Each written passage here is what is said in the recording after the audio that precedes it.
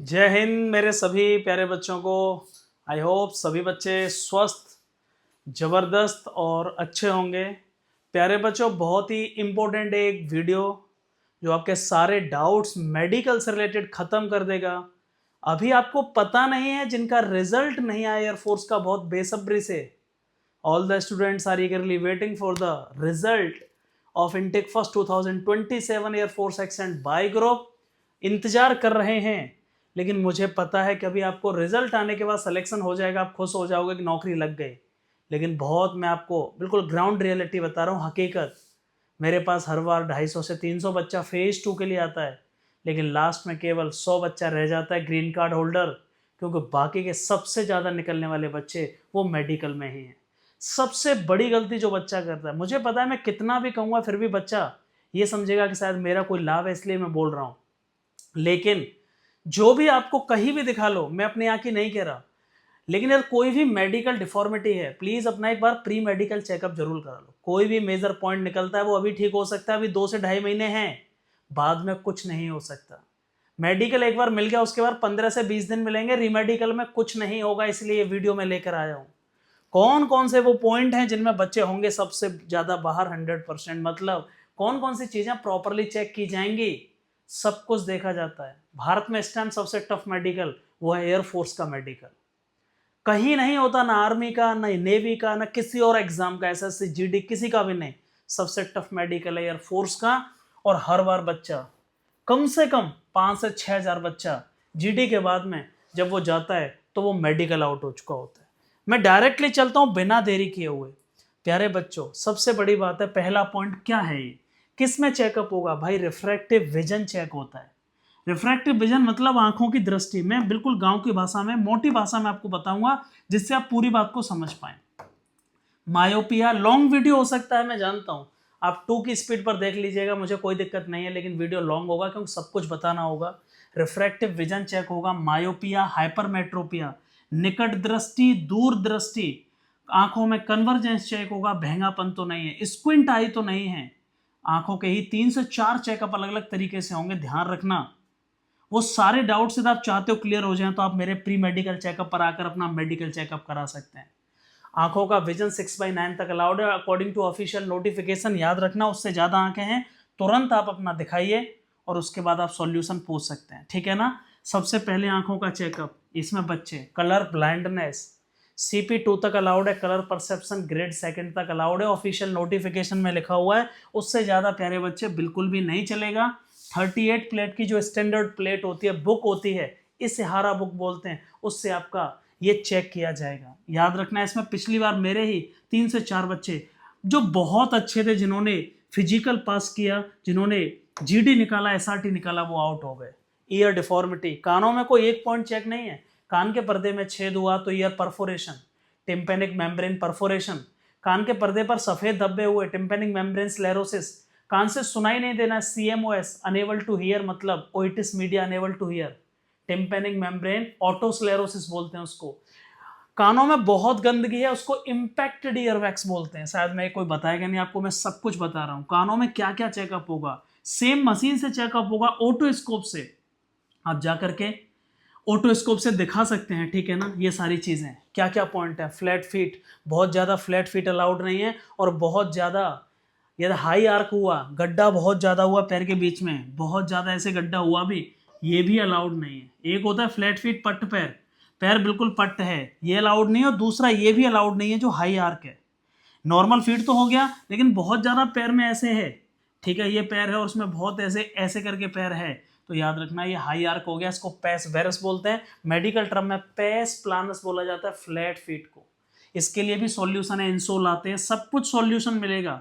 यदि आप हमारे यहाँ आ रहे हैं तो फिर आपको कोई डाउट रखनी ही नहीं है, मेडिकल उस लेवल का होगा, याद रखना, ठीक है। फ्लैट फीट हो गया, ये भी अलाउड नहीं है। वेरिकोज वेन्स, आपको पता होगा पैरों के पीछे वो वाली नसें, यहाँ बॉल लगे हैं, बॉल दबाव पड़ने से फट जाते हैं, ब्लड फ्लो इरेगुलर हो जाता है, नसों में जमा हो जाता है ब्लड, उसका फ्लो रेगुलर नहीं रहता, उन्हीं को वेरिकोज वेन्स कहते हैं। इसके लिए कलर डॉपलर कराया जाता है, अल्ट्रासाउंड, और इसके लिए स्केलोथेरेपी, फोम थेरेपी, लेजर थेरेपी, बहुत सारे सॉल्यूशन है। बहुत सारे बच्चों को भी आर्मी में ये वेरिकोज वेन्स का पॉइंट मिला है। जो एसडीए प्री मेडिकल सेंटर में आए थे और हमने उनको क्योर करके दिया प्रॉपरली, तो वेरिकोज वेन्स एक बड़ा पॉइंट है प्यारे बच्चे, याद रखना। आगे चलते हैं, नौकनी। नौकनी तो आपने बचपन से सुना होगा। नौकनी, ये बोलेग है, ये नौकनी है, याद रखना। इनमें भी बच्चे आउट होते हैं। बहुत ज़्यादा नौकनी अलाउड नहीं है, बहुत ज़्यादा बोलेग्ड अलाउड नहीं है, या अपना अपना चेक कर लो क्या है। बोलेग मैंने बता दिया है, जिसको नौकनी होगा उसको बोलेग नहीं हो सकता, जिसको बोलेग होगा उसको नौकनी। समझ लीजिए एक दूसरे के कॉम्प्लीमेंट्री हैं, ठीक है। नौकनी में पैर यहाँ से ऐसे अंदर टच करते हैं, साइज खत्म हो जाता है, यहाँ पे गैप, यहाँ गैप ज़्यादा हो जाता है, नीज के बीच में ऑटोमेटिकली पैर ऐसे हो जाते हैं। शायद आपको इमेज दिख पा रही है, इमेज दिख रही है सर? तो इमेज में आप देख पा रहे होंगे, ठीक है। ये बोलेग की कंडीशन है। आगे चलते हैं। हाँ, ये बहुत बड़ी बात है। आप चाहते हैं कि सर जितने पॉइंट आप बता रहे हैं, क्या इनका कोई एक ऐसी जगह है जहां कोई अच्छे से डिटेल सॉल्यूशन बता सके और सब मेडिकल कर सके? वो है आपका एसडीए प्री मेडिकल सेंटर। यदि आप फेज 2 के लिए मेरे यहाँ पर आ रहे हैं तो आपका मेडिकल चेकअप उसमें बहुत अच्छे से हो ही जाएगा। फेज 2 के लिए यदि आप आ रहे हैं रिजल्ट के बाद में तो आपका मेडिकल बहुत अच्छे से हो जाएगा। लेकिन आप फेज 2 के लिए नहीं आ रहे हैं तो आप उससे पहले अपना प्री मेडिकल चेकअप करा सकते हैं और मेरे यहाँ पर आ सकते हैं मेडिकल के लिए। केवल 1500 रुपये में कंप्लीट मेडिकल हो जाएगा, बाहर और अंदर का, वो भी बहुत बेहतरीन। प्री मेडिकल चेकअप आपका इधर देखने को मिल जाएगा। आप डिटेल डिस्क्रिप्शन बॉक्स में कमेंट दिए गए हैं। प्रॉपर मेडिकल चेकअप होगा भाई, ध्यान रखना। मेरे यहाँ पे जो फेज 2 के लिए आ रहे हैं, ध्यान रखना, रिजल्ट के बाद में कहीं नहीं जाना है। प्रॉपर डिबेट तो उस लेवल की होगी शायद भारत में आपको कोई करा पाए। 20 बच्चों के डिबेट, इस बार इतिहास रच दिया है। फेज 2 में कोई बच्चा आउट नहीं हुआ है। अभी स्किप मत करना वीडियो, क्योंकि मेडिकल पॉइंट बचे हुए हैं। आगे चलते हैं भाई, हाइड्रोसिल। हाइड्रो माने पानी होता है, सील माने स्वेलिंग। आपके जो टेस्टिस होते हैं, टेस्टिकल्स होते हैं, एक देखने में बाहर से बड़ा लगता है, ये मेल के लिए यूज हो जाता है, फीमेल में नहीं, ये ध्यान रखना। मतलब एक गोली आपकी बड़ी हो जाती है, इसी को क्या बोलते हैं? हाइड्रोसील बोलते हैं। बाहर से उभरा हुआ दिखता है और इसीलिए प्यारे बच्चे ये बहुत बड़ी समस्या, बहुत बच्चों को पॉइंट मिला है। स्कोलियोसिस, मोटी भाषा में रीढ़ की हड्डी का टेढ़ापन हो जाना, रीढ़ की हड्डी में टेढ़ापन आ जाना। वो एक्सरे भी करा के देख सकते हैं स्कोलियोसिस का, ठीक है। कई बच्चों को, मल्टीपल बच्चों को ये पॉइंट दिया था पिछली बार, स्कोलियोसिस, ठीक है। आगे चलते हैं, हेमोरॉइड्स, बवासीर, पाइल्स भी बोलते हैं। बहुत छोटा है तो उसको एनाल टैग भी बोलते हैं, उससे बड़े लेवल का है, ग्रेड फर्स्ट, ग्रेड सेकंड, अलग अलग लेवल होते हैं। कहते ना शुरुआत में सर मेरे बहुत छोटा था, दर्द वर्द नहीं होता है, खून ब्लड वगैरह नहीं आता, तो वो एनाल टैग की कंडीशन में आता है। उन्होंने पॉइंट का नाम एनाल टैग भी लिखा है, एक्सटर्नल हेमोरॉइड्स लिखा है। और इंटरनल हेमोरॉइड्स मिलता नहीं है, क्योंकि अब चेक नहीं होता अंदर से, केवल एक्सटर्नल ही दिया जाता है एयरफोर्स में। कैरी एंगल, 15 डिग्री से ऊपर हाथ अलाउड नहीं है। कैरी एंगल, शोल्डर से लेके एल्बो से लेके हैंड यहाँ तक जो एंगल है वो कितना झुका हुआ है, यदि 15 डिग्री से ज़्यादा है प्यारे बच्चे, तो इस पॉइंट को बोला जाएगा cubitus valgus bilateral greater than 15 degree. Bilateral मतलब दोनों हाथों में, तो ये भी अलाउड नहीं है कैरी एंगल। ये तो बचपन से सुना होगा, फिंगर डिफॉर्मिटी, भाई कोई उंगली टेढ़ी है, कोई स्वान नेक डिफॉर्मिटी है, कोई उंगली टूटी हुई है, कोई उंगली में समझ लो कि लाइक छोटी है, 6 उंगलियां हैं, किसी भी तरह की फिंगर डिफॉर्मिटी अलाउड नहीं है। हाथ की या पैरों की उंगलियां प्रॉपरली देखी जाएंगी, बहुत अच्छे से चेकअप किया जाएगा, ये पहले ही करा लीजिएगा। हाइपरहाइड्रोसिस, हाथों में पसीना, भाई आपको पता होगा ये मेडिकल डिफॉर्मिटी क्यों मानी जाती है। हाथों में पसीना आएगा मतलब कोई चीज़ पकड़ोगे आप, वेपन्स वगैरह वो फिसल जाएंगे, इसलिए it would be considered as a medical deformity in defence forces. चाहे आप नेवी का मेडिकल देने जा रहे हैं, चाहे आप आर्मी का देने जा रहे हैं, चाहे आप एयरफोर्स देने जा रहे हैं, एक बार प्री मेडिकल चेकअप जरूर कराएं। ऐसी जगह से कराएं जहां आपको प्रॉपर कोई सॉल्यूशन बता पाए, प्रॉपर आपको समझा पाए। हाइपरहाइड्रोसिस के बहुत सारे सॉल्यूशन है, लोशन लगाए जाते हैं, बोटॉक्स का किया जाता है, सीमेंट वगैरह भी लगा लेते हैं लोग, उनसे ठीक हो जाता है। चेस्ट एबनॉर्मेलिटी, चेस्ट एबनॉर्मेलिटी में आपने देखा होगा कई बार चेस्ट दबी हुई होती है, उसको पेक्टस एक्सकेवेटम कहते हैं। और जब उभरी हुई होती है, एक तरफ से स्वेलिंग होती है, उसको पेक्टस कैरिनेटम कहते हैं प्यारे बच्चे। चेस्ट को प्रॉपरली देखा जाएगा, गायनेकोमेस्टिया वगैरह भी चेक किया जाता है। ये गायनेकोमेस्टिया है, गायन माने औरत, मेस्टिया माने आकृति, औरतों जैसी आकृति मतलब मेल बूब्स की कंडीशन हो जाए, ठीक है। आपका जो चेस्ट है वो मेल बूब्स की कंडीशन में आ जाए, गांठें पड़ गई हैं, वो बिल्कुल भी अलाउड नहीं है प्यारे बच्चे। Teeth deformity, malocclusion, 14 dental point, 14 dental point, proper एक कंडीशन उन्होंने लिख रखी है नोटिफिकेशन में। दांत अच्छे होने चाहिए, कोई डिके टीथ नहीं होना चाहिए, कोई कैविटीज नहीं होनी चाहिए, कोई भी open bite, cross bite, deep bite, ये सब मैलाक्लूजन के अलग अलग टाइप हैं, ये नहीं होने चाहिए। बहुत डिटेल में मैं यहाँ नहीं कर सकता क्योंकि वीडियो बहुत लॉन्ग हो जाएगा, लेकिन जब आप मेरे यहाँ आएंगे तो आपको सब कुछ डिटेल में बताया जाएगा। दांतों के कई तरह के अलग अलग पॉइंट है। डीएनएस, डेविएटेड नेसल सेप्टम, नाक की हड्डी का टेढ़ा होना, नाक की हड्डी का टेढ़ा होना, ये हमारी नेसल सेप्टम है। नेसल माने नाक, सेप्टम माने पार्टीशन। ये दो भागों में नाक को डिवाइड करती है, इसको नेसल कैविटीज कहते हैं प्यारे बच्चे।